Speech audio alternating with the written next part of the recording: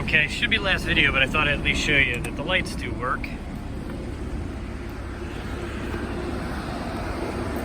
It's hard to see because it's daytime, but you can see them. Alright, these are the top ones. And those are daytime running lights that are pretty much always on. Okay, and now I'll just cover the infotainment system. So again, it does do Bluetooth for your phone, so you can make phone calls. So it's connected to my iPhone.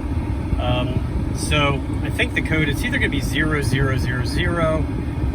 If not, well, when I sell the car, I'll tell you sort of my other pins if that one doesn't work. But I think it was pretty much this default code. It does have nav, so that's kind of a little bit of a rare, I believe, for 9972s. You don't see a ton that got the nav system.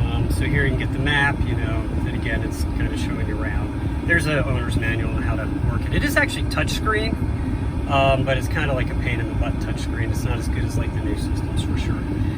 Now, the one thing too is it does have a connection.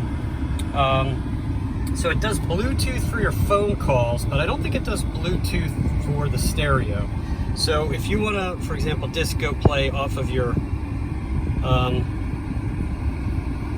you know, your music, you kind of need, I think, an old school, right here in the center console, you can see, and it's these fat kind. So I have this is my wife's old iPod, but it also old iPhones work too, but it's got to be this size, this kind of fat old style. So I can't remember which version that was, but you know, if you want, you can always find on eBay or something, one of those old ones for 50 bucks or something to put your music on. And that's kind of what I do. So it then just, you use this disc thing, and it can either do disc, but that's pretty much it. That's the main one. I don't really use Info too much. You know, it's not Apple Play or anything like that. This is a little bit older, but for basically listening to your music, very simple.